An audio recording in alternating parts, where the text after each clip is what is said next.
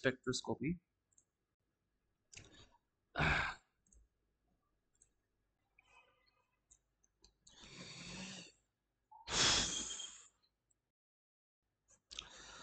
First of all, what is infrared spectroscopy? Well, এটা একটা technique which is used to identify compounds based on the changes in the vibration of atoms when they absorb infrared waves of certain frequencies. আমরা জানি infrared ওয়েভটা কি, একটা electromagnetic wave, right? এবং একটা electromagnetic ওয়েভের কি নির্দিষ্ট একটা ফ্রিকোয়েন্সি আছে প্লাস একটা ওয়েভলেন্থ থাকে, রাইট? সো আমরা বেসিক্যালি একটা এটা অ্যানালিসিস টেকনিক, বেসিক্যালি কোনো কম্পাউন্ডকে আমরা যদি অ্যানালাইজ করতে চাই, অ্যানালাইজ করে মনে করো ওই কম্পাউন্ডটার আইডেন্টিফিকেশন চাই, একটা মেথড আছে, সেটা হচ্ছে ইনফ্রারেড স্পেকট্রোমেট্রি। ইনফ্রারেড টেকনিকের নামই দেখতে পাচ্ছ, ইনফ্রারেড মানে basically it involves using infrared waves আর কি। তো মজার ব্যাপার হচ্ছে যে আমাদের হাইড্রোকার্বনস কিংবা কম্পাউন্ডসগুলা ইনফ্রারেড ওয়েভস করতে পারে, অ্যাবজর্ভ করতে পারে। ওই অ্যাডভান্টেজটা কাজে লাগায় আমরা এই অ্যানালিসিসটা করতে পারি কিংবা এই টেকনিকটা করতে পারি। কি বেসিক্যালি আমরা একটা সোর্স থেকে ইনফ্রারেড ওয়েভস ছাড়ি, যে সোর্সটা ছাড়ি এবং যে কি বলে মেশিনটার ভিতরে করে থাকি ওইটার নাম হচ্ছে স্পেকট্রোফোটোমিটার, ঠিক আছে?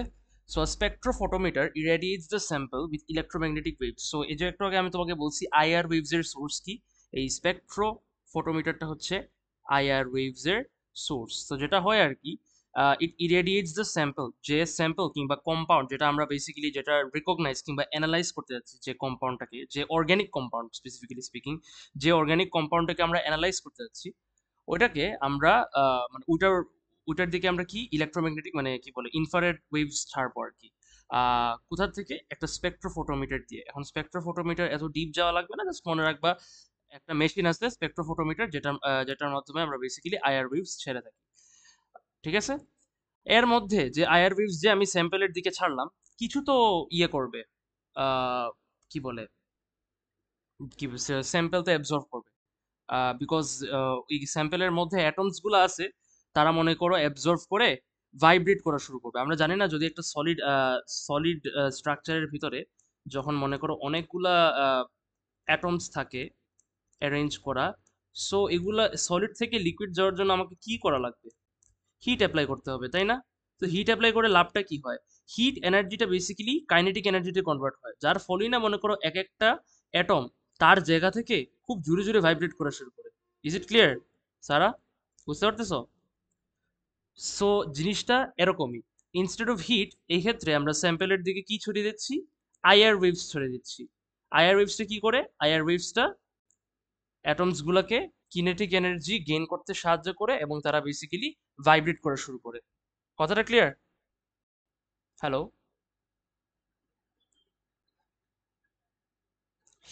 Okay. Now, all organic molecules absorb the IR radiation, and depending on which energies of radiation are absorbed, bonds between atoms will vibrate by stretching, bending and twisting. এখন আমরা একটু আগে বললাম যে ভাইব্রেট করে, কিন্তু ভাইব্রেশনের একটা মেথড আছে, মানে ও কি ব্যান্ড করে ভাইব্রেট করবে, নাকি টুইস্টিং পজিশনে ভাইব্রেট করবে, নাকি স্ট্রেচ করে ভাইব্রেট করবে? তো ব্যান্ড করে বলতে আর কি, মনে করো এই হচ্ছে কার্বন সিএইচ বন্ড, তো ওরা বলতেছে যে এইটা এইদিকে ভাইব্রেট করবে, এটা এইদিকে ভাইব্রেট করবে, এটাকে ব্যান্ডিং বলা হয়।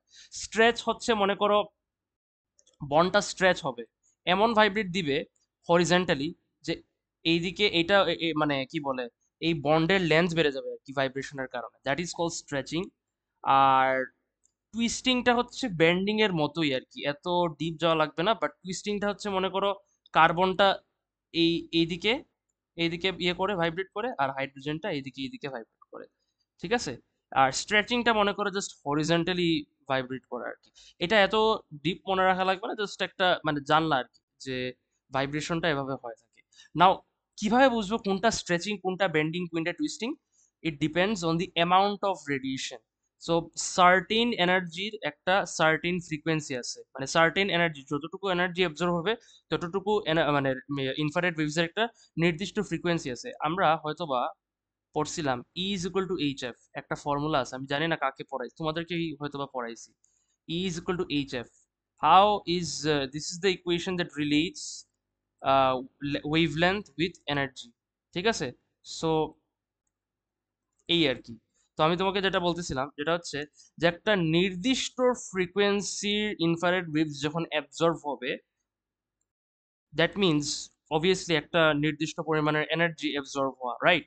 সো তখন মনে করো একটা নির্দিষ্ট পরিমাণের যখন এনার্জি অ্যাবজর্ব হবে তখন তোমার স্ট্রেচিং হবে নাহলে ব্যান্ডিং হবে। আমি একটা এক্সাম্পল হিসেবে যদি বলি, মনে করো 500 কিলো জুল দেখা গেছে, 500 কিলো জুল অ্যাবজর্ব হইলে মনে করো স্ট্রেচিং হবে, 400 কিলো জুল ইয়ে হইলে ব্যান্ডিং হবে, টুইস্টিং মনে করো 300 কিলো।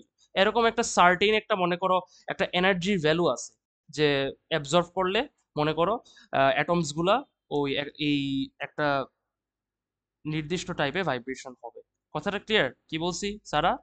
আমি জাস্ট এই ফর্মুলাটা দেখাইলাম কেন, যে কিভাবে মনে করো ফ্রিকোয়েন্সির সঙ্গে এনার্জি ম্যাচ হয়, ওইটা দেখাইতে যাচ্ছিলাম। এটা তাহলে একটা তোমার ফটো নিতে পারে, ফটো নিছো? E is equal to H F. ও এই এফটাকেই মনে করো আমি সি বাই ল্যামডা দিছি। আচ্ছা এইচ কি সি কি, আহ, এত মানে এটা এটা জাস্ট এক্সপ্লেনেশনের জন্য, আমি আসলে এত ডিপ যাচ্ছি না কারণ এটা নিয়ে কোনো ম্যাথ আসবে না, জাস্ট বললাম আর কি, ফিজিক্সের কনসেপ্ট এটা। ফটো নিছো?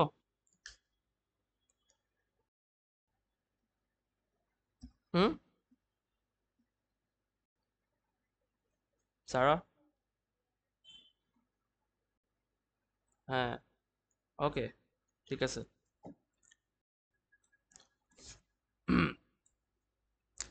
ওকে, the molecules only vibrate at a specific frequency. এই যে একটু আগে তোমাকে বললাম যে 500 কিলো জুলে মনে করো, 500 কিলো জুলে মনে করো একটা স্পেসিফিক ফ্রিকোয়েন্সি আসে, রাইট?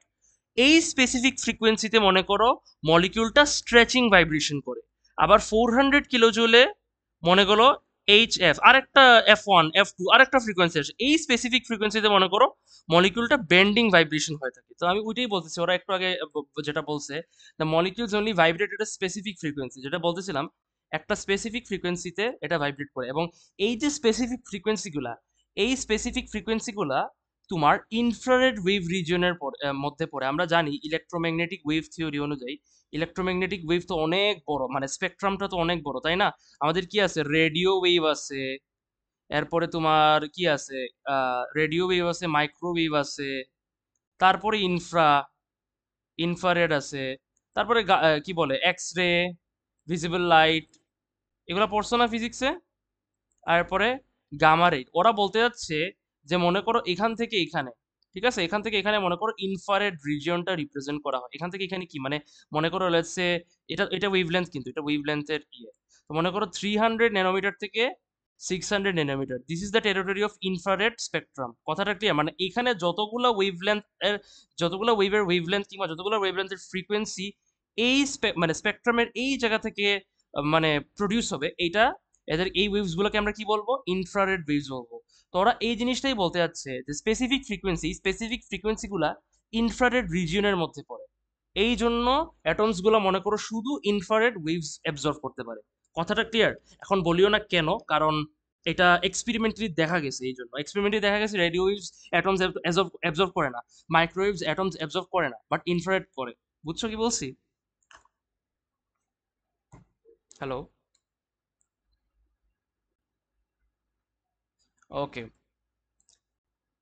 যাই হোক, the resonance frequency is the specific frequency at which the molecules will vibrate to stimulate larger vibration। কিছু কিছু ফ্রিকোয়েন্সি আছে মনে করো অতিরিক্ত পরিমাণের ভাইব্রেশন দিয়ে দেয়, মানে মনে করো স্ট্রেচিং হচ্ছে, কিন্তু এমন একটা ফ্রিকোয়েন্সিতে দেখা গেল যে স্ট্রেচ মানে নর্মাল স্ট্রেচিং এর চেয়ে মনে করো 2x টাইম স্ট্রেচিং হচ্ছে। যে ফ্রিকোয়েন্সিতে গুলাতে মনে করো মানে এগুলো হচ্ছে অ্যানোমালি আর কি, কোনো সময় হয়ে থাকে, মানে টু টু মাচ ভাইব্রেশন হয়ে থাকে কোনো সময়। It's like what can I say, বৃষ্টিতে মানে যখন বৃষ্টি হয় তোমার মানে থান্ডার পড়ে না, এখন আমরা তো মনে করো থান্ডার তো মনে করো লাইক কি মানে প্রত্যেকটা থান্ডার তো মনে করো এত বড় রকমের হয় না কিংবা এত সাউন্ড হয় না, কোনো সময় দেখবো এমন একটা থান্ডার পড়ে লাইটনিং এর সঙ্গে মনে করো একদম গ্রাউন্ড কাঁপায় দেয়, তাই না? So it's like that, vibration normally হচ্ছে কিন্তু কোনো সময় এমন একটা ভাইব্রেশন হয় যেটা মনে করো নর্মাল ভাইব্রেশনের চেয়ে 2x লেভেলের মানে বড় একটা ভাইব্রেশন হয় আর কি। আর যে ফ্রিকোয়েন্সিতে এই ভাইব্রেশনটা হয়ে থাকে ওই ফ্রিকোয়েন্সিকে আমরা কি বলি? Resonance frequency of the infrared waves. ঠিক আছে, এই আর কি।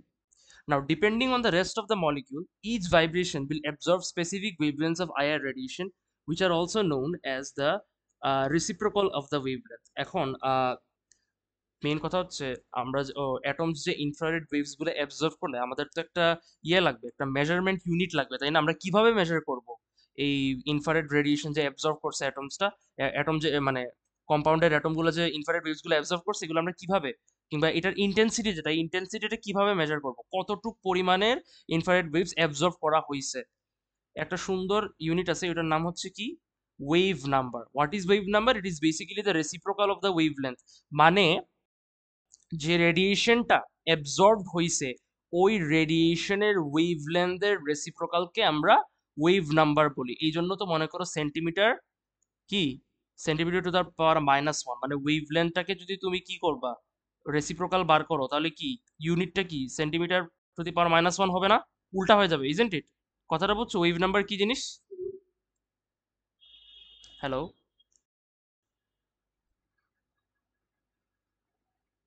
হ্যালো, সারা, তোমরা?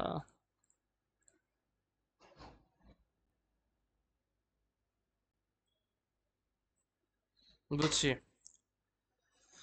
তারপরে particular absorbance have characteristics with broader sharp and intensities stronger with stronger weak. তো এটাই আর কি। For example, hydrogen bonds cause the OH bonds in alcohols and carboxylic acids to be broad, whereas the CO bond have a strong sharp. আচ্ছা, সবচেয়ে মজার ব্যাপার হচ্ছে কিছু কিছু কম্পাউন্ডে মনে করো আহ হাই একটা কিছু নির্দিষ্ট ফাংশনাল গ্রুপের জন্য হাই লেভেলের অ্যাবজর্বেন্স হয়ে থাকে, ঠিক আছে? ফর এক্সাম্পল, অ্যালকোহলসের ক্ষেত্রে আমরা সবাই জানি ফাংশনাল গ্রুপটা কি? OH bond. সো ওইচ বন্ডের ক্ষেত্রে তুমি দেখবা অনেক হাই, মানে ওইচ বন্ডটা মনে করো খুবই হাই পরিমাণের কি আহ, এটার ওয়েভ নাম্বার অনেক হাই, মানে ওয়েভ নাম্বার হাই বলতে এটা বেশি পরিমাণের আইআর ওয়েভস অ্যাবজর্ভ করে। কিংবা তুমি যদি কার্বক্সিলিক অ্যাসিডে কি আছে, কার্বনাইল গ্রুপ আছে, তাই না? সি ডাবল বন্ড, এইটা মনে করো হাই, ওয়েভ নাম্বার অনেক হাই, কারণ এটা বেশি ইনফ্রারেড ওয়েভস অ্যাবজর্ভ করে। কারণ মানে এটা আমরা বলতে কি বোঝাচ্ছি, মানে আমরা তো কি জানি কার্বক্সিলিক অ্যাসিড, মনে করো এটা carboxylic acid, isn't it? Right? তো আমরা জানি এখানে তো অনেকগুলো বন্ড আছে, এই যে সিএইচ বন্ড আছে, সি ডাবল বন্ড বন্ড আছে, এখানে ওএইচ বন্ড আছে, কিন্তু তোমাকে যদি মনে করো এই কম্পাউন্ডটা আইডেন্টিফাই করতে বলে, তখন তুমি লক্ষ্য করবা যে এই সি ডাবল বন্ড ওর বন্ডটা, এই বন্ডটা মনে করো সবচেয়ে বেশি অ্যাবজর্ভ করে IR waves compare to the other bonds absorb করে, কিন্তু এই বন্ডটা সবচেয়ে বেশি অ্যাবজর্ভ করে এবং বেশি ভাইব্রেট করে। তো কিছু নির্দিষ্ট, মানে প্রত্যেকটা কম্পাউন্ডে কিছু নির্দিষ্ট মানে ওয়েভ নাম্বার আছে, যেটা দিয়ে মনে করো ওই কম্পাউন্ডের ফাংশনাল গ্রুপ ইজিলি আইডেন্টিফাই করা যাবে, যেটা মনে করো ডিস্টিংগুইশেবল। মানে ফর এক্সাম্পল, সিএইচ বন্ডের চেয়ে মনে করো এই কার্বক্সিলিক অ্যাসিডে এই সি ডাবল বন্ড ওর অ্যাবজর্পশনটা অনেক বেশি, সো ইটস ইজিলি ডিস্টিংগুইশেবল। এটা আমরা কিভাবে বুঝবো? আমরা ম্যাথ করলে, মানে একটা এক্সাম্পল দেখলে ভালো করেই বুঝবো। এটা হচ্ছে absorption range of bond stable. প্রত্যেকটা বন্ডের একটা নির্দিষ্ট পরিমাণের ওয়েভ নাম্বার রেঞ্জ আছে, মানে এতটুক থেকে এতটুক পর্যন্ত ওরা অ্যাবজর্ভ করে থাকে। ক্যারেক্টারিস্টিক্স ইনফ্রারেড অ্যাবজর্পশন রেঞ্জ, যেটা অবভিয়াসলি একটু আগে বললাম, ওয়েভ নাম্বারের মাধ্যমে মেজার করা হয়ে থাকে। ফর এক্সাম্পল, হাইড্রোক্সি কিংবা এস্টার বন্ড, এই যেটা দেখতে পারতেছো, এইটার ওয়েভ নাম্বার রেঞ্জ হচ্ছে ইজ অ্যারাউন্ড 1040 কিংবা 1300। এই টেবিলটা মুখস্থ করা লাগবে না, কারণ এই ধরনের টেবিল তোমাকে একটা ডাটা বুকলেট নামে একটা জিনিস আছে, যেটা তোমাকে মেইন এক্সামের সময় দিয়ে থাকবে। তো সেই ক্ষেত্রে মনে করো ডাটা বুকলেটে এগুলা দেওয়া থাকবে, so you don't have to worry about it. But what you have to worry about is that you need to use this table efficiently in order to do the in order to solve these type of problems. I will explain what are them. তার আগে এগুলার photo নাও, এই পার্টের photo নাও। Photo নিছো? দুইজনের কথাই বলতেছি।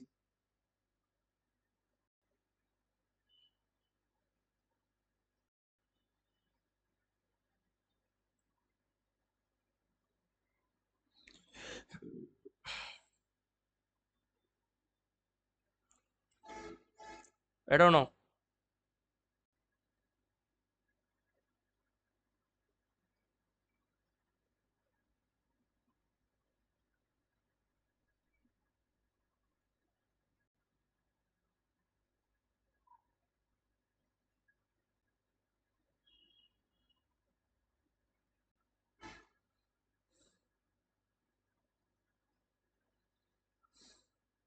নিছো?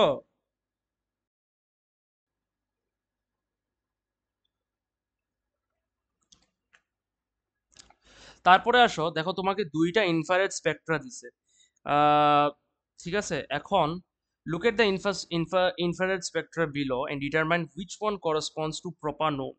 ঠিক আছে, এই হচ্ছে তোমার মানে দুইটা ইনফ্রারেড স্পেকট্রা দেওয়া আছে। দেখো এই ধরনের গ্রাফ দেওয়া থাকবে, তোমার এক্স এক্সিসে ওয়েভ নাম্বার দেওয়া থাকবে এবং ওয়াই এক্সিসে অ্যাবজর্বেন্স দেওয়া থাকবে। তো আমাদের অ্যাবজর্বেন্স নিয়ে কোনো কথা মাথা ব্যথা নাই, কারণ অ্যাবজর্বেন্সের ভ্যালু দেওয়া থাকবে না। আমাদের ডাটা বুকলেটে ওই যে একটু আগে যে টেবিলটার ফটো নিছো ওই রকম টেবিল ডাটা বুকলেটে দেওয়া থাকবে। তোমাকে জাস্ট এক্স এক্সিসে যে ওয়েভ নাম্বারটা আছে ওই ওয়েভ নাম্বারের উপর ভিত্তি করে এখানে ম্যাচ করে তোমাকে কি জাস্ট বন্ডটা আইডেন্টিফাই করতে হবে। আহ, আচ্ছা, ঠিক আছে, তোমাকে দুইটা ইনফ্রারেড স্পেক্ট্রা দিছে। লুক এট দ্য কি বলে infrared spectra below and determine which one corresponds to propanone and which one to propan two ol. তো তারা তারা তোমাকে অলরেডি বলে দিছে আইডেন্টিফাই করো কোন গ্রাফটা প্রোপান টুঅল রিপ্রেজেন্ট করে এবং কোনটা প্রোপানন রিপ্রেজেন্ট করে। তো আমরা একটা বলি আর একটা তো ইজি হয়ে যাবে, মানে if once propanone then other is surely going to be propan two ol, তাই না? আচ্ছা দেখো, the IR spectrum in A is propanone, এটা হচ্ছে প্রোপানন, ওরা বলছে এটা প্রোপানন। কেন? দেখো ভালো করে, প্রোপানন কি চিনো? It's a ketone. তোমরা কি কিটোন বুঝো কি? এটা দেখতে এরকম। কিটোন কি দেখছো? না বুঝো হয় নাকি? এটা কিটোন।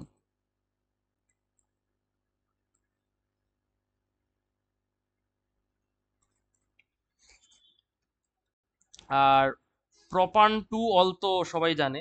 এটা কি? এটা হচ্ছে তোমার একটা অ্যালকোহল।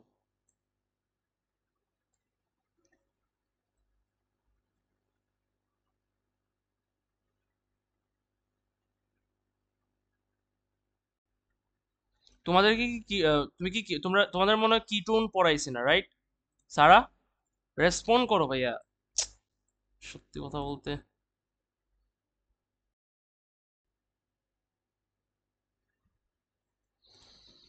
উফ,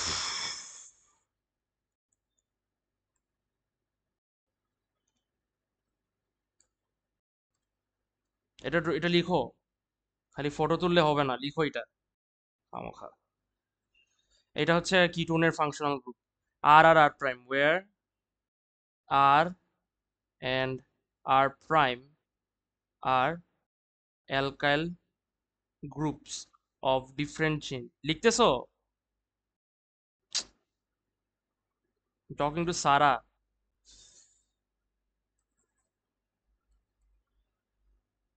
লিখতেছো?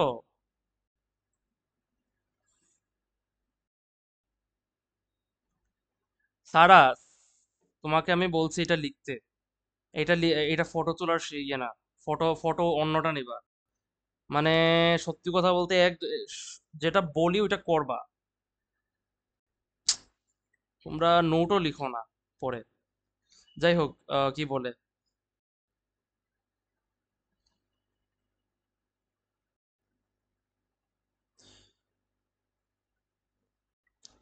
তো আর আর আর প্রাইম, সো ঠিক আছে। তো মনে করো তোমাকে যদি বলে কিটোন কি হইতে পারে, কিটোন তো এইটা এটা একটা এক্সাম্পল অফ আ কিটোন। দেখো এটার ফাংশনাল গ্রুপটা কি, এটা হচ্ছে কিটোনের ফাংশনাল গ্রুপ। তানিশা কি লিখতেছো নাকি তুমি ঘুমায় গেছো?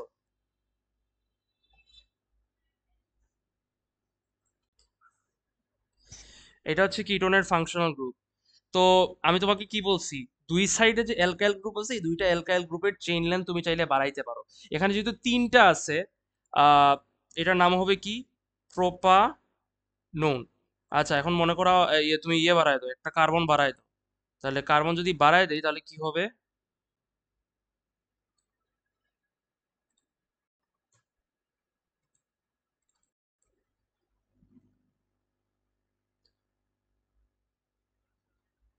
আর একটা কার্বন এদিকে বাড়ায় দিলাম।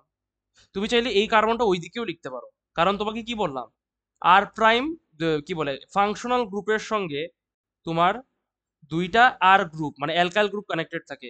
You can increase the chain length in either side. কথাটা ক্লিয়ার কি বলছি? সো তুমি চাইলে কার্বন একটা ওই দিকেও অ্যাড করতে পারো, ওই দিকেও অ্যাড করতে পারো।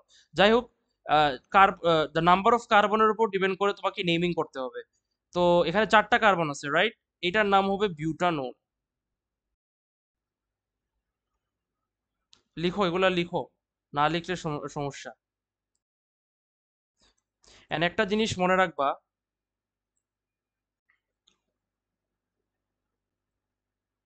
For a ketone to happen, at least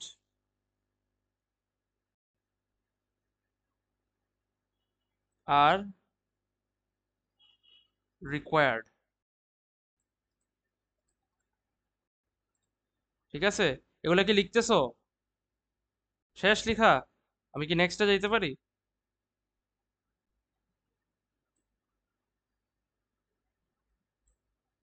O my god, respond করো।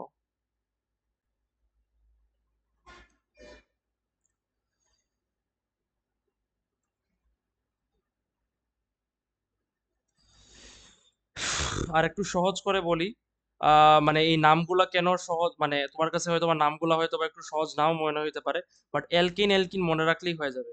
আচ্ছা, অ্যালকিনটা কি?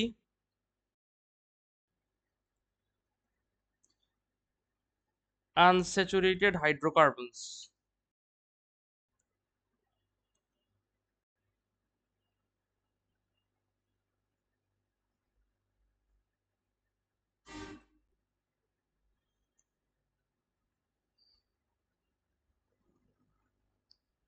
ঠিক আছে, এটা হচ্ছে alkyne.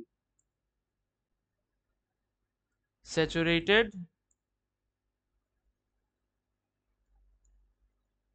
which contain at least one carbon to carbon double bond। আচ্ছা, এখন প্রশ্ন হচ্ছে হাইড্রোকার্বনস কি? তোমরা হাইড্রোকার্বনস চিনো কি?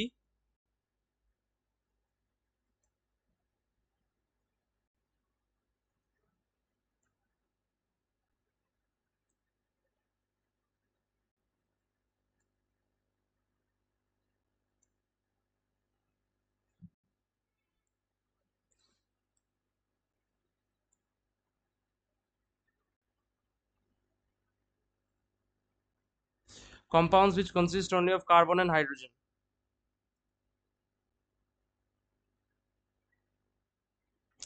এদেরকে কি বলে? হাইড্রোকার্বনস বলে। Organic compounds. এগুলো কিছু লিখতেছো, লিখো, সবই লিখো, ইম্পর্টেন্ট। তো অ্যালকিন এবং অ্যালকিন এগুলো সব হাইড্রোকার্বন। এটাও একটা, কিটোনও একটা hydrocarbon, by the way. Everything is hydrocarbon, ঠিক আছে? আমরা যে অর্গানিক কেমিস্ট্রিতে যতগুলো আমাদের অর্গানিক কম্পাউন্ড আছে, বেশিরভাগই সব হাইড্রোকার্বনস। হাইড্রোজেন এবং কার্বন ইনভলভ আছে, কথাটা ক্লিয়ার? তাহলে অ্যালকিনটা কি? Unsaturated hydrocarbons which contain only carbon to carbon single bond। Unsaturated কেন বলা হয়? কারণ তাদের মধ্যে কোনো carbon to carbon double bond নাই, সবগুলাই সিঙ্গেল বন্ড। এক্সাম্পল হিসেবে অ্যালকেনের এক্সাম্পল কত আছে? অনেকগুলো আছে অ্যালকেনের এক্সাম্পলস।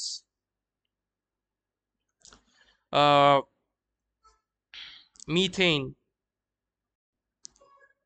ঠিক আছে, এটা চাইলে তুমি এভাবেও লিখতে পারো। এগুলো তো আইজিসিসি তে পড়ার কথা, আমি আসলে ভুলে গেছো বোধহয়, নাকি আসলে কি বলবো। ডিসপ্লেড ফর্মুলা বলে এটাকে, এগুলো পড়ছো না তোমরা? হ্যাঁ, ডিসপ্লেড ফর্মুলা, স্ট্রাকচারাল ফর্মুলা। তারপর হচ্ছে স্ট্রাকচারাল ফর্মুলা। এগুলো তো সহজ জিনিস, খুবই সহজ। জাস্ট তোমাদেরকে রিক্যাপ করার জন্য লিখতে বলতেছি। আচ্ছা, আরো কিছু এক্সাম্পল বলো অ্যালকেনের, কেউ কি বলতে পারবা? মিথেন ছাড়া কি জানো কিছু? আরো বলো। ইথেন, তাই না? লিখো লিখো, ড্র করো।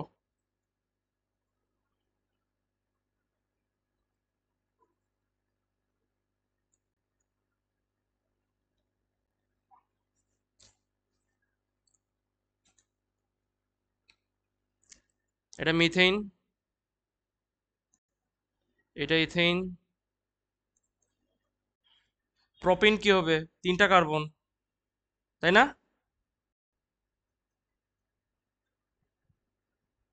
বিউটেন কি হবে? 4টা কার্বন। এগুলো ড্র করো তাড়াতাড়ি। প্যান্টিন কি হবে?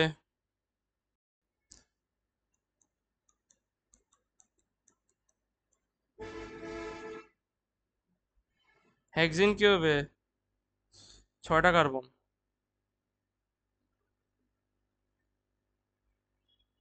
এগুলো কি বুঝছো? হেক্সিন পর্যন্ত ড্র করো, আমি যেভাবে লিখছি। এইচ দিতে ভুলিও না, আবার এখানে এইচ দিছি না, প্রত্যেকটার সঙ্গে কিন্তু এইচ কানেক্টেড। কথাটা ক্লিয়ার? হ্যালো?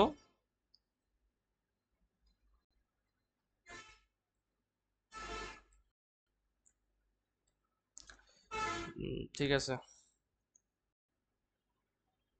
অ্যালকিনের এক্সাম্পলস কি হবে? কত কিছু আছে। ইথিন। অ্যালকিন তো চিনো, দেখতেছো একটা অ্যাটলিস্ট একটা carbon to carbon double bond থাকবে, মনে রাখিও। এই যে এখানে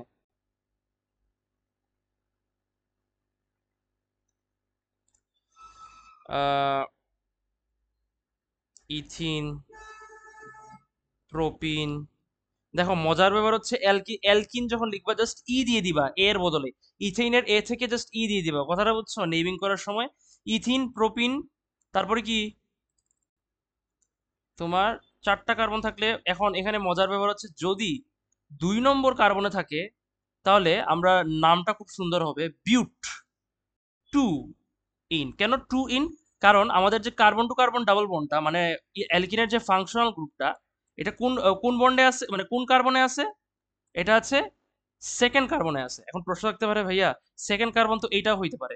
নো প্রবলেম, এটাও হইতে পারে। It depends on from where you start the counting of, মানে কাউন্টিং অফ দ্য কার্বন। তুমি রাইট সাইড থেকেও কার্বনের ইয়েটা নাম, মানে কি বলে, কাউন্টিংটা শুরু করতে পারো, আবার লেফট সাইড থেকেও শুরু করতে পারো। Either ways is the same thing, second কার্বনে তোমার কানেক্টেড তোমার ডাবল বন্ড, ঠিক আছে? এই জন্য তোমার বিউট টু উইন। বাট যদি এটা ফার্স্ট কার্বনের সঙ্গে কানেক্টেড থাকে, এখন ফার্স্ট কার্বন এটাও হইতে পারে, এটাও হইতে পারে, ডিপেন্ডস অন ইউর কাউন্টিং, ঠিক আছে? তো বিউট ওয়ান ইন। আর কি আছে? Pent one ene, pent two ইনও সমান, জাস্ট 5টা কার্বন তো। মনে করো এইখানে হাইড্রোজেন দিতে ভুলিও না কেউ। পেন্ট ওয়ান ইন, আবার সেম এটা যদি থাকে 1 2, পেন্ট টু ইন। এগুলো হচ্ছে অ্যালকিনের নমুনা। ক্লিয়ার? লিখছো এগুলা? ড্র করছো, লিখছো?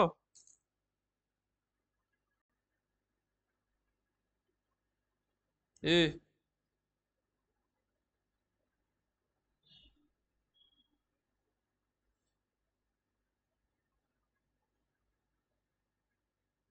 হ্যালো?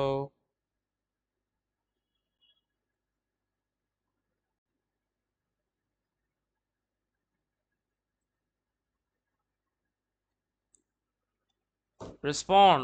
তানিশা, কেউ কিছু তো রেসপন্ড করতেছো না, বুঝি না।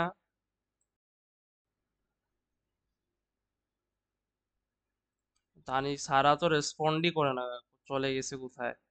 যাই হোক, ড্র করছো কিনা আমি জানি। হ্যাঁ, তো রেসপন্ড করবো না।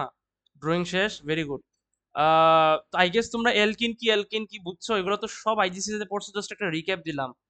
আর অ্যালকিনের জেনারেল ফর্মুলা হচ্ছে CnH2n। আর অ্যালকিনের জেনারেল ফর্মুলা হচ্ছে CnH2n। n here is what? Number of carbon atoms. কথাটা ক্লিয়ার কি বলছি? যেমন তোমাকে যদি মলিকুলার ফর্মুলা বার করতে বলে, প্রোপিন, আচ্ছা এটার মলিকুলার ফর্মুলা কি হবে? আমরা তো ডিসক্রিট ফর্মুলা জানি, স্ট্রাকচার। মলিকুলার ফর্মুলা কি হবে? C3, 1 2 3 4 5 6 7 8টা, তাই না? 8, তাই না? এই জিনিসটা তুমি চাইলে জেনারেল ফর্মুলা দিয়েও বার করতে পারো। For example, number of carbons in propene is 3, right? তো C3H23 প্লাস কত 3, 6 + 3 কত 9, তাই না? না, আমি মনে হয় একটু ভুল বলছি। 2n+2 হবে, সরি ভুল বলছি। 2n+2 হবে, তাহলে কি 8 না? আমরা ঘুরে ফিরে কি পাইতেছি? 8 পাইতেছি। তো তুমি চাইলে মলিকুলার ফর্মুলা জেনারেল ফর্মুলা দিয়ে করতে পারো, আবার ডিসপ্লেট ফর্মুলা থেকেও তুমি জেনারেল ফর্মুলা লিখতে পারো। সেম কি অ্যালকিনের ক্ষেত্রে হচ্ছে দেখা করি, আমাদের এখানে ইথিনের কয়টা আছে, 4টা হাইড্রোজেন আর 2টা কার্বন, তাই না? দেখো 2টা কার্বন, 2 × 2, ইজিলি তুমি কি পেয়ে যাও, ইথিনের মলিকুলার ফর্মুলা পেয়ে যাও। কথাটা ক্লিয়ার? তো এভাবে তুমি প্রত্যেকটা অ্যালকিনের বার করতে পারবা। I hope you understand. Hello, hello. যাই হোক, এই হচ্ছে আমাদের হাইড্রোকার্বন, কিটোন। আচ্ছা, আরেকটা আছে, লিখে ফেলো, অ্যালডিহাইড। তো এখন কি বুঝছো কিটোনের নেমিংটা কিরকম হইছে? 3টা কার্বনের প্রোপানোন, 4টা হইলে বিউটানোন। কথাটা ক্লিয়ার? এবং কিটোনের জন্য অ্যাটলিস্ট 3টা কার্বন দরকার, সেই ক্ষেত্রে ইথানোন বলে কিছু নাই। কথাটা ক্লিয়ার? কি বলছি? হ্যালো।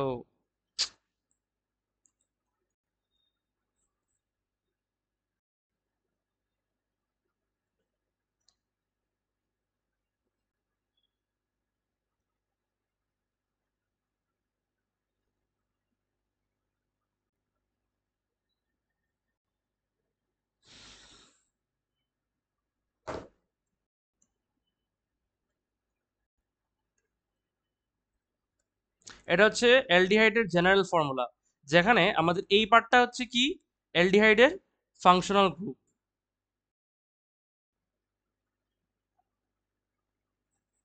ওকে, অ্যালডিহাইডের কিছু এক্সাম্পলস কিংবা নমুনা।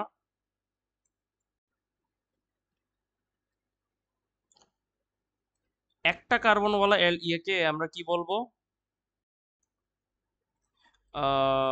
মিথানাল।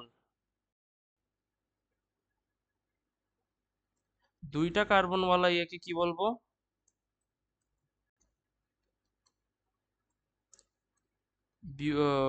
কি বলে, ইথানাল।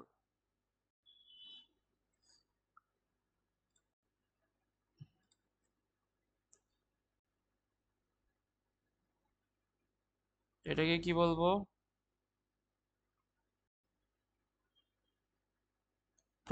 প্রপানাল।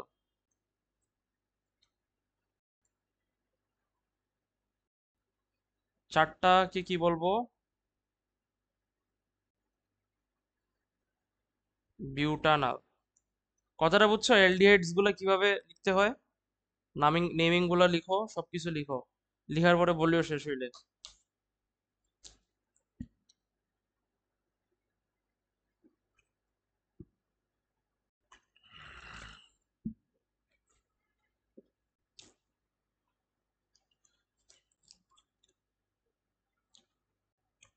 লিখছো?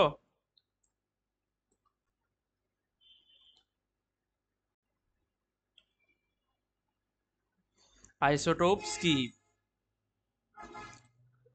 ও, একজন তো বেরই হয়ে গেছে গা। সারা কি লিখছো?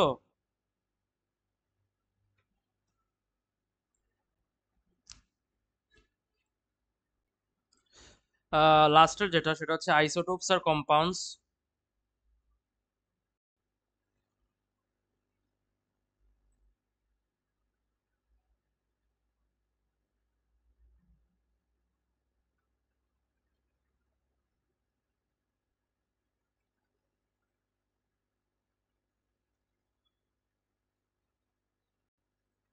Structural formula or displayed formula. I think তোমরা স্ট্রাকচারাল ফর্মুলা এবং ডিসপ্লিট ফর্মুলার মধ্যে পার্থক্য জানো, so I guess I don't need to say that. Displayed ফর্মুলাতে দেখতে পাচ্ছ বন্ডস গুলো দেখানো হয়, কিন্তু স্ট্রাকচারাল ফর্মুলাতে দেখানো হয় না, তাই না? আর মলিকুলার ফর্মুলা তো বুঝো কি, নাকি? বুঝছো? আইসোটোপসটা লিখে ফেলো, ডেফিনিশন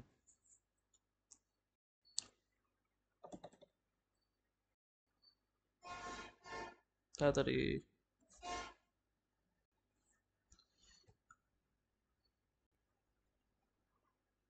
এটার একটা সুন্দর এক্সাম্পল দেই, মনে করো একটা অ্যালকোহল ড্র করলাম। এটা কি প্রোপান ওয়ানল, তাই না? এটা তো প্রোপান ওয়ানল, ইজন্ট ইট? ওয়ানল কেন? প্রথম কার্বনের সঙ্গে কানেক্টেড। এগুলো তো আইজিসিস তে পড়ছো। তো আইসোটোপস তো বুঝো, তাই না? এই ওইচটা যদি অন্য কার্বনে কানেক্টেড থাকে,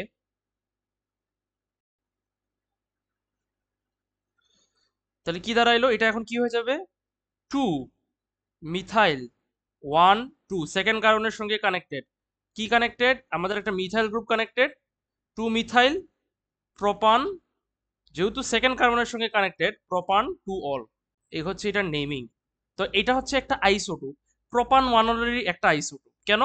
কারণ এটার মলিকুলার ফর্মুলা কিন্তু সেম। মলিকুলার ফর্মুলা কি, এখানেও তোমার 3টা কার্বন, 9 3টা কার্বন, 9টা অক্সিজেন, 9টা হাইড্রোজেন, একটা অক্সিজেন, তাই না? মলিকুলার ফর্মুলা সেম কেস এটার ক্ষেত্রেও সমান, মলিকুলার ফর্মুলা সমান, কিন্তু লক্ষ্য করছো তোমার স্ট্রাকচারাল আর ডিসক্রিট ফর্মুলা ডিফারেন্ট। কথাটা ক্লিয়ার? কি বলছি, আইসোটোপস বলতে কি বুঝো?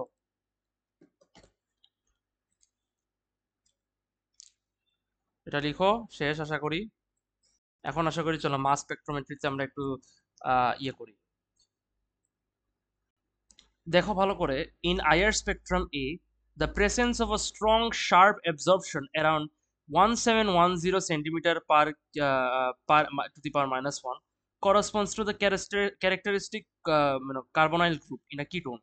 আচ্ছা 1710 তে, হ্যাঁ এই দেখো ওরা একটা জিনিস লক্ষ্য করছো, সবচেয়ে হাইয়েস্ট অ্যাবজর্বেন্স কোনটা, এটা না, ইজন্ট ইট? এটাই তো সবচেয়ে হাইয়েস্ট অ্যাবজর্বেন্স পিক। তো এখানে ওরা দেখছে 1500 600 700, এইখানে কত 1710। কিভাবে বার করলাম দেখো, এই যে ভ্যালুটা প্রথমে আইডেন্টিফাই করবা গ্রাফ থেকে, তারপরে মানে সবচেয়ে হাইয়েস্ট অ্যাবজর্বেন্স পিকটা আইডেন্টিফাই করবা, তারপর ওইটার করসপন্ডিং ওয়েভ নাম্বারটা আইডেন্টিফাই করবা, তারপর এই ওয়েভ নাম্বারটা যে টেবিলটা দেওয়া আছে ওইটার সাথে মনে করো মানে অ্যালাইন করবা। এখন 1710 আমরা ভালো করেই দেখতে পারতেছি এই যে এই রেঞ্জের মধ্যে আছে, যেটা কি রিপ্রেজেন্ট করবে, একটা কার্বনাইল গ্রুপ রিপ্রেজেন্ট করে। কথাটা ক্লিয়ার? কি বলছি? হ্যালো, সি ডাবল বন্ড, এবং আমাদের এই সি ডাবল বন্ডটা কিন্তু ফাংশনাল গ্রুপ কিসের, কিটোনের ফাংশনাল গ্রুপের মতো, মানে কিটোনের ফাংশনাল গ্রুপ, ইজন্ট ইট? কার্বনাল গ্রুপটা কিটোনের ফাংশনাল গ্রুপ না? হ্যালো, তাহলে আমরা ইজিলি বলতে পারি যে এটা প্রোপানোন রিপ্রেজেন্ট করে, আর এটা প্রোপান টু অল রিপ্রেজেন্ট করে বিটা। আচ্ছা প্রোপান টু অল কিভাবে রিপ্রেজেন্ট করে আমরা নিজেরাও দেখতে পারি। তো দেখো ভালো করে, তুমি এখানে দেখো সবচেয়ে হাইয়েস্ট এখানে আমরা কোথায় দেখতে পাচ্ছি, সামওয়্যার এখানে, কোথায়, এই যে এখানে, মানে এই এই জায়গাটায়, তাই না? মানে তুমি হয়তো আবার ডিস্টিংগুইশ করতে পারতেছো না, বাট তুমি এখানে দেখতে পারতেছো আর কি, মানে হাইয়েস্ট পিক এই এখানে, এখানকার কোথায়, মানে এই এই জায়গা এখানে কোথায় হবে। তো আমরা একটা রেঞ্জ যদি দেখি, অ্যারাউন্ড বলতে পারো তোমার 3000 থেকে 3500 এর মধ্যে, 3000 থেকে 3500 এর মধ্যে কার রেঞ্জ, এই রেঞ্জটা কিসের মধ্যে পড়ে আমরা যদি ভালো করে দেখি, এই রেঞ্জটা 3000 থেকে 3500 যেটা, হ্যাঁ এই ওএইচ গ্রুপের মধ্যে পড়ে, তাই না? দেখছো? হ্যালো, তো ওএইচ গ্রুপটা কি, অ্যালকোহলের ফাংশনাল গ্রুপ। তো আই গেস তুমি বুঝতে পারছো, এটা হচ্ছে আমাদের প্রোপান টু অল। আর একটা কথা মনে রাখবা, প্রত্যেকটা ইনফ্রারেড স্পেকট্রোস্কোপিতে একটা জিনিস ভালো করেই মনে রাখবা, সেটা হচ্ছে যে ভাইয়া মনে করেন, তোমার কাছে একটা প্রশ্ন থাকতে পারে না, যে ভাইয়া মনে করেন এটা এখন প্রোপানন না, মনে করেন এটা এটা মনে করেন প্রোপান টু অল, আর এটাও মনে করেন প্রোপান ওয়ান অল। তাহলে তোমার কাছে একটা প্রশ্ন থাকতে পারে না, ভাইয়া দুইটাই তো অ্যালকোহল, তাহলে কি ফাংশনাল গ্রুপের অ্যাবজর্পশন পিক সমান জায়গায় হবে না? Isn't it a nice question? হ্যাঁ, কি, তাই না? বুঝছো কি বলতে চাচ্ছি আমি?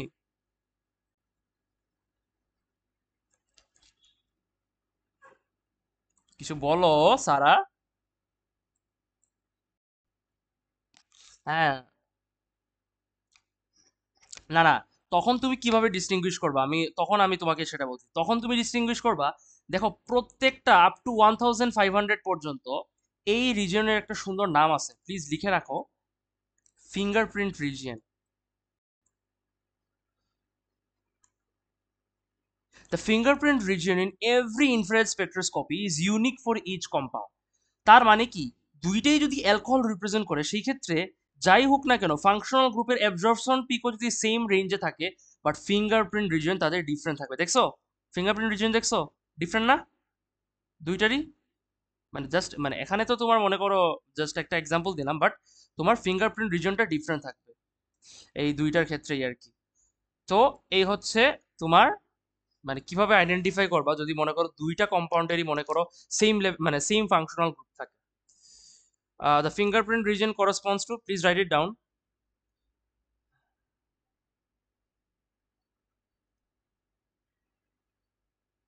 আরো ইয়ে দিবে, তোমাকে ক্লু দিবে। তুমি যেটা লিখে রাখো, fingerprint reason is between 0 cm to 1500 cm। এটা হচ্ছে ফিঙ্গারপ্রিন্ট রিজন। লিখছো? তোমরা সবাই লিখো। তানিশা তো খালি বের হচ্ছে আর আসতেছে। বললাম কতবার ইন্টারনেটটা ফিক্স করতে। সিরিয়াসলি।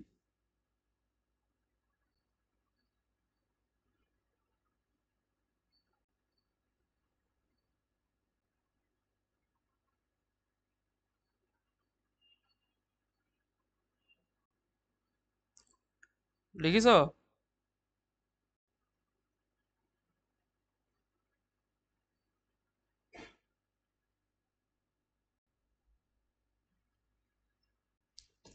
হ্যাঁ হ্যাঁ, 0 to 1500।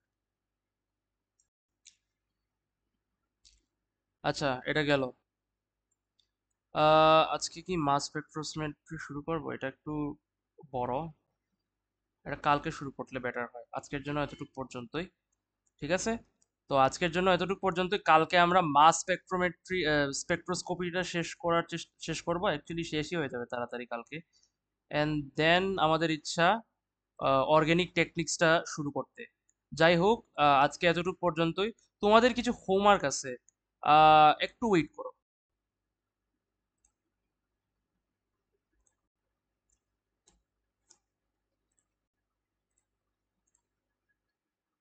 Two be honest, a lot of homework.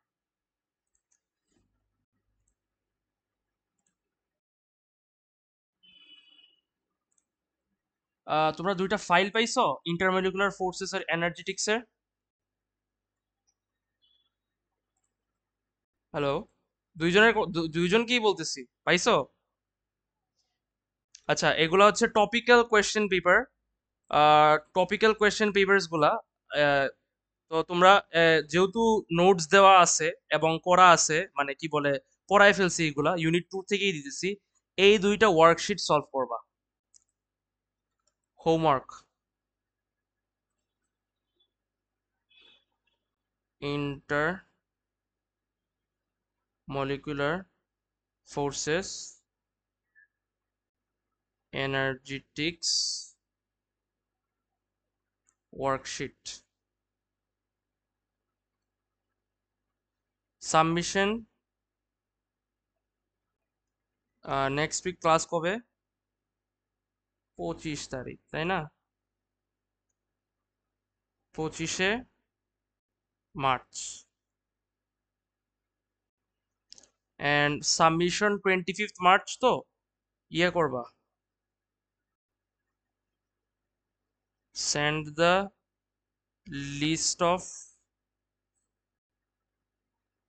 questions which you are confused। Full script পাঠানো লাগবে না, শুধু আমাকে কোয়েশ্চেনের লিস্টগুলো পাঠাবা যেগুলো তুমি কনফিউজড আছো। দেখো, প্রত্যেকটা কোয়েশ্চেনের উপরে কোন ইয়ার থেকে ওই কোয়েশ্চেনটা নেওয়া, ওই ইয়ার এবং তোমার মাসটা দেওয়া আছে, মানে ইয়ার প্লাস মান্থটা দেওয়া আছে। সেই ক্ষেত্রে ওয়ার্কশিটটা যখন শেষ করবা, তখন ইজিলি মনে করো যে কোয়েশ্চেনটা, মানে যে কোয়েশ্চেনের আনসার তুমি চেক করতে চাও, তুমি ওই, মানে কি বলে, ইয়ারটা দেখে নিবা। Is it clear? তোমরা কি ফাইলটা খুলে দেখছো? না বোধ হয় নাকি? ফাইলটা কি খুলে দেখছো? দুইজনকেই বলতেছি, খুলে দেখছো? উপরে দেখছো Jan 22 পেপার নাম্বার 1 লেখা আছে? দেখো নাই? কি বলবো সিরিয়াসলি, খুলেই তো দেখবা না, দেখা যাচ্ছে। এই যে দেখো এখানে, এটা দেখছো উপরে লেখা আছে Jan 22 পেপার 1। তো এই পেপার, এই যে এটা শেষ করার পরে, মানে ফুল ওয়ার্কশিট শেষ করার পরে, মনে করো এই ইয়ে কোয়েশ্চেনের আনসার চেক করতে চাও, কি করবা? ওই স্পেসিফিক পেপারে গিয়ে ওই স্পেসিফিক পেপারের মার্ক স্কিমটা চেক করবা, যে আনসারটা চেক হয়ে যাবে। কথাটা ক্লিয়ার? অ্যান্ড আরেকটা কথা, কি বলে, সব প্রশ্ন তো পারবা না, কিছু প্রশ্নতে হয়তো বা তোমার কনফিউশন থাকতে পারে। তো সেই ক্ষেত্রে মনে করো ওইগুলার লিস্ট আমাকে পাঠাবা। যেমন মনে করো ভাইয়া আমি নাম্বার 4 পারি না এই ওয়ার্কশিটের, ওই নাম্বার 4টা লিস্টে দিবা। ভাইয়া আমি নাম্বার 5 পারি না, তো নাম্বার 5টা লিস্টে দিবা। কথাটা ক্লিয়ার? কিংবা আমি 5-এর বি পারি না, ঠিক আছে, বাট তোমাকে ট্রাই করতে হবে। সারা কিন্তু ট্রাই করো না, খুবই বাজে একটা জিনিস সত্যি কথা বলতে। তোমার তো ইউনিট 1ও শেষ হয়েছে না, তো সেই ক্ষেত্রে মনে করিও না এখানে তুমি ফাঁকি দিতে পারবা। কথাটা ক্লিয়ার? ট্রাই করতে হবে, আমি যেন কোনো এক্সকিউজ না শুনি যে আমি পারি না ভাইয়া। তোমার ফ্রেন্ড কিন্তু ট্রাই করে, পারুক কিংবা না করুক, এটা খুবই বাজে জিনিস সারা, বুঝছো? তো ট্রাই করতে হবে, বারবার বলতেছি। Is it clear? ঠিক আছে, আজকের জন্য বাই। কালকে, হ্যাঁ অবশ্যই দিব। আর কি বলে, শোনো আমি, ঠিক ঠিক আছে, আজকের জন্য বাই তাহলে। কালকে আমাদের ক্লাস আছে, কালকে ক্লাস আছে, হ্যাঁ আমাদের কালকে ক্লাস আছে। কালকে দেখি কালকে ক্লাসটা নেই কিনা, নিলে আমি তোমাদেরকে জানাবো হোয়াটসঅ্যাপে, না হলে মনে করো পরশুদিন হয়তোবা ক্লাসটা নিব, হয়তোবা পরশুদিন হয়তোবা নিতে পারি। তোমরা কি পরশুদিন ফ্রি আছো থার্সডেতে? দুইজনকেই বলতেছি।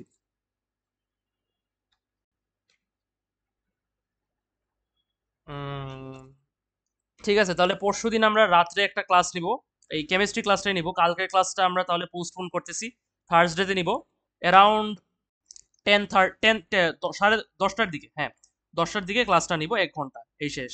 আর আরেকটা কথা হচ্ছে, হোমওয়ার্ক তো দিলাম 2টা, সাবমিশন 25 তারিখ। কোনো এক্সকিউজ আসলে শুনতে যাচ্ছি না, বিশেষ করে সারার ক্ষেত্রে। তানিশার ক্ষেত্রে এখন একটা ট্রাস্ট চলে আসছে, সে কিন্তু হোমওয়ার্ক সেন্ড করে। সারা, তোমার উপর আমি ইয়ে না, তুমি প্লিজ আমাকে পাঠাবা। কথাটা ক্লিয়ার? কি বলছি? ঠিক আছে, আজকের জন্য বাই তাহলে, আমি রেকর্ডিংটা লিস্টে দিয়ে দিব।